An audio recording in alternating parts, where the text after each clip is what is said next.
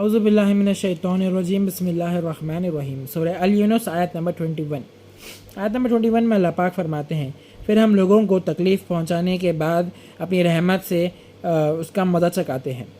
تو فوراً ہمارے احسان کو جو بھول جاتے ہیں، پھر اللہ کے نشانیوں میں دھوکہ دینے والے لوگوں کو وہ سب چیزیں شروع ہو جاتی ہیں، احساس شروع ہوتا ان کو سب چیزوں کا۔ آپ فرما دیجئے نبی صلی اللہ علیہ وآلہ وسلم، اللہ دھوکے کی سزا جلد دینے والا ہے، اور بے شک ہمارے بھیجے ہوئے فرشتے جو دھوکہ تم دے رہے ہو اسے لکھتے رہتے ہیں۔ آیت نمبر 22 میں اللہ پاک فرماتے ہیں، اللہ ہی ہے جو تمہیں سوکھی ہوئی زمین میں اور سمندر میں چلنے کی توفیق دیتا ہے، یہاں تک کہ تم جب کشتی میں سوار ہوتے ہو اور کشتی لوگوں کو لے کر ہوا کے جھونکے کے ساتھ بڑھتی چلی جاتی ہے، اور اس سے یہ لوگ خوش ہوتے ہیں تو وہ ایک دم سے یہ کشتی کو ہوا کا جھونکا لے لیتا ہے، اور ہر طرف سے ان سواروں کو جوش مارتی ہوئی لہر یعنی ویوز گھیر لیتی ہے۔ وہ سمجھنے لگتے ہیں کہ اب وہ ان لہروں سے گھر گئے، تو اس وقت وہ اللہ کو پکارتے ہیں، اس حال میں کہ اپنے دین کو کسی کے لیے سنسیئر، اللہ کے دین کے لیے وہ خود کو پیوریفائڈ کر لینے والے ہیں، وہ لوگ بول لیتے ایسا،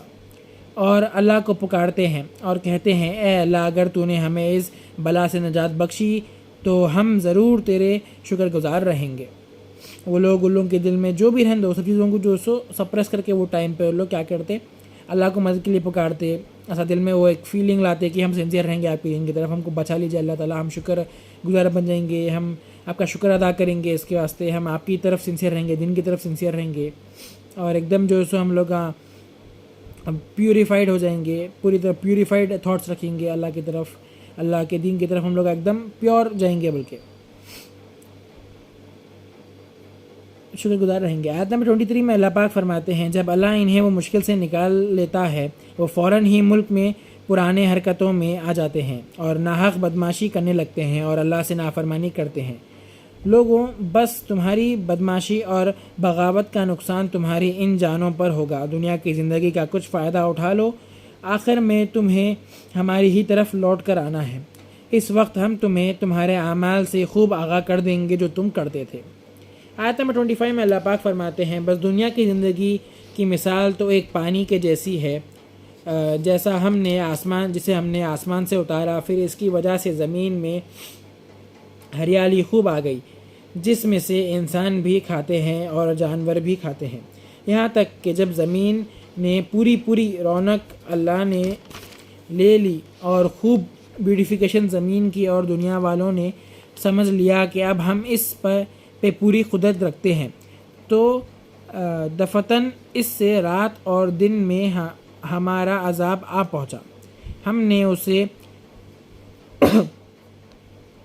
نے اسے جڑ سے کٹا ہوا بنا دیا، جیسے وہ یہاں تھا ہی نہیں۔ اسی طرح ہم ان لوگوں کے لیے نشانی کھول کر بیان کرتے ہیں جو فکر سے کام لیتے ہیں۔ آیت نمبر 25 میں اللہ پاک فرماتے ہیں، اور سلامتی کے گھر جنت کی طرف اللہ بلاتا ہے جسے چاہتا ہے، سیدھی راہ کی طرف بلا لیتا ہے۔ آیت نمبر 26 میں اللہ پاک فرماتے ہیں، ایسے لوگوں کے لیے جو نیک کام کرتے ہیں نیک جزا یعنی ریوارڈ، نیک جزا ہے، بلکہ اس میں اور ایکسٹرا کریں گے، اللہ ایڈ اپ کریں گے، اللہ تعالیٰ کریں گے ایڈ اپ، اور نہ ان کے چہرے کالے ہوں گے اور نہ وہ ذلیل ہوں گے، یہی اہل جنت ہے، اس میں ہمیشہ رہنے والے ہیں۔ آیت نمبر 27 میں اللہ پاک فرماتے ہیں، جنہوں نے برے کام رکھی ہے یعنی برے کام رکھے ہیں، برائی کا ایسے ایگزامپل ہوگا اور وہ ان پر ذلیل ہوں گے، اور انہیں اللہ کے عذاب سے بچانے والا کوئی نہ ہوگا، ان کے چہرے کالے ہو گئے ہوں گے، اور یہی اہل جہنم ہے اور اسی میں ہمیشہ رہنے والے ہیں، جو لوگ برے کام کرتے اور لوگوں کو برے کام کی طرف بلاتے، گناہوں کی طرف۔ آیت نمبر 28 میں اللہ پاک فرماتے ہیں، اور جس دن ہم ان سب کو جمع کر لیں گے، پھر ہم مشرکوں سے کہیں گے، تم اور تمہارے بت جس کو تم شریک کرتے تھے اپنی جگہ ٹھہر جاؤ، پھر ہم ان کے درمیان لڑا دیں گے، اور ان کے بنائے ہوئے شریک ان سے کہیں گے کہ تم ہماری عبادت تو نہیں کرتے تھے، آیت نمبر 29 میں اللہ پاک فرماتے ہیں بس تمہارے اور ہمارے درمیان اللہ ہی گواہ ہے، بتاں کہیں گے ہے اللہ ہی گواہ ہے، تو ہم تمہاری پوجا کی کوئی خبر نہیں رکھتے، جس کے اوپر اللہ ڈپینڈ ہوتے بتوں کے اوپر۔ روز آخرت ان لوگوں کو پلٹ جائیں گے، ان لوگوں سے اللہ بولیں گے کہ ہم تو خبر ہی نہیں رکھتے تھے تمہاری عبادت، تم ہماری بات کرتے تھے بول کے، اس کی ہم خبر ہی نہیں رکھتے تھے پوجا کی تمہاری بول کے۔ آیت نمبر 30 میں اللہ پاک فرماتے ہیں اس دہشتناک مقام پر ان کے اعمال کی حقیقت کو چیک کر لیں گے جو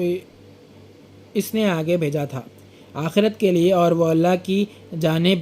لوٹائے جائیں گے جو ان کا مالک ہے یعنی اونر ہے، اور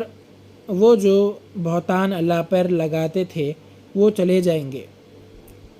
جو وہ کیا کرتے تھے، اور وہ لوگ جو بہتان لگاتے تھے اللہ پہ وہ سب کا بھی عذاب ملیں گا ان لوگوں کو، جو بھی لوگ جھوٹ بولتے تھے بہتان لگاتے تھے وہ سب کا۔ آیت نمبر 31 میں اللہ پاک فرماتے ہیں آپ ان سے فرما دیجئے اے نبی صلی اللہ علیہ وآلہ وسلم تمہیں آسمان اور زمین سے کھانا کون دیتا ہے،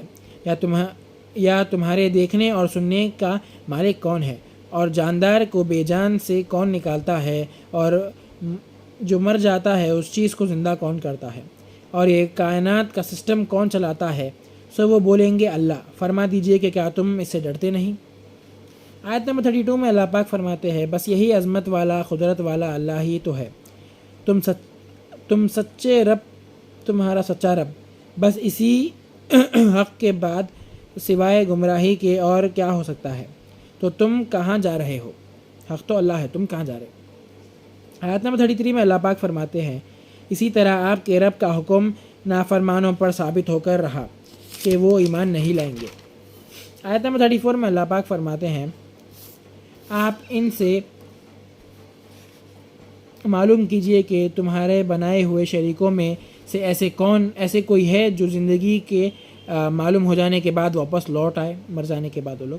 آپ صلی اللہ علیہ وآلہ وسلم فرما دیجئے اللہ ہی زندگی کو 0 سے 1 میں لاتا ہے، زندگی کی بگننگ کرتا ہے، ابتدا کرتا ہے، پھر وہ اس کو چیک بھی کرے گا، پھر تم کہاں بھٹکتے پھرتے ہو۔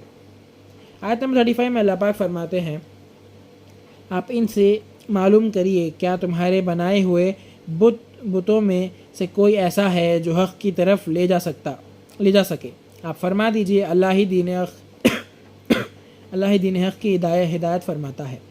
تو کیا جو حق کی طرف ہدایت کرے کہ زیادہ حقدار ہے کہ اس کے فرما برداری کیجیے،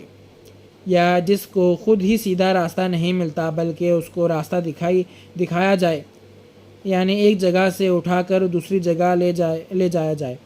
جیسا کفار اپنے بتوں کو ضرورت کے حساب سے لے جاتے ہیں، سو تمہیں کیا ہو گیا ہے، تم کیسے فیصلے کرتے ہو۔ آیت نمبر 36 میں اللہ پاک فرماتے ہیں ان میں سے اکثر لوگ صرف جو ان کے دماغ میں آتا ہے اس کو فالو کرتے ہیں، بے شک حق سے وہ تھوڑا بھی پرواہ نہیں ہے، ان کو حق سے تھوڑی بھی پرواہ نہیں ہے، یقیناً اللہ خوب جانتا ہے جو کچھ وہ کرتے ہیں۔ آیت نمبر 37 میں اللہ پاک فرماتے ہیں یہ قرآن ایسا نہیں کہ اسے اللہ کی وحی کے بغیر لکھ دیا، اسے تو اللہ ہی کی وحی جو بھیجے وہی ہے قرآن میں، اللہ جو بھی وحی بھیجے وہی قرآن میں ہے، اللہ کی وحی، لیکن یہ ان کتابوں کی تصدیق یعنی کنفرمیشن کرنے والا ہے جو اس سے پہلے نازل ہو چکی ہے، جس کو اللہ نے لوح محفوظ میں لکھا، اس کے ریئل ہونے میں ذرا بھی شک نہیں ہے کہ یہ چیز ریئل ہے، سب حق ہے، یہ ریئل ہے، اس میں کوئی شک نہیں ہے، یہ تمام جہانوں کے رب کی طرف سے ہے قرآن، اور قرآن سے پہلے کی کتابیں آسمانی کتاب۔ آیت نمبر 38 میں اللہ پاک فرماتے ہیں کیا وہ کہتے ہیں کہ اسے رسول صلی اللہ علیہ وسلم نے خود لکھ دیا ہے، آپ فرما دیجئے پھر کہ تم اس کی صورت جیسی ایک صورت بنا لاؤ، اللہ کے سوا تم جسے بلا سکتے ہو بلا لو اگر تم سچے ہو۔ جب اللہ بولتے کہ یہ آقا صلی اللہ علیہ وسلم خود لکھ لیے قرآن بول کے، تو اللہ بولے کیا فرما دیجئے اگر تم جیسا آیتیں ہیں صورتوں کی ایسی صورت بنا سکتے تم تو بنا کے لے کے، اور جس کو اللہ کے سوا جس کو مدد کے لیے بلا سکتے ہو ان کو بلا لو اگر تم سچے ہیں تو۔ آیت نمبر 39 میں اللہ پاک فرماتے ہیں بلکہ یہ اس کلام الہی کو جھٹلا رہے ہیں جس کی نالج بھی نہیں تھی ان کو اور نہ معلوم تھا، ابھی اس کی حقیقت بھی یعنی قرآن ان کے سامنے کھلی بھی نہیں تھی جو اس سے پہلے گزر چکے ہیں، اس سے پہلے جو گزر چکے ہیں. آپ دیکھیں ان ظالموں کا کیا حال ہوگا، اس سے پہلے جو گزر چکے ہیں، یعنی پہلے کی کتابوں سب چیزوں کے بارے میں. آیت نمبر 40 میں اللہ پاک فرماتے ہیں ان میں سے کوئی اس پر ایمان لائے گا اور انہی میں سے اس پر کوئی ایمان نہیں لائے گا. آپ کا رب لڑائی کرنے والوں کو خوب جانتا ہے. صدق اللہ العظیم و صدق مولانا رسول الکریم.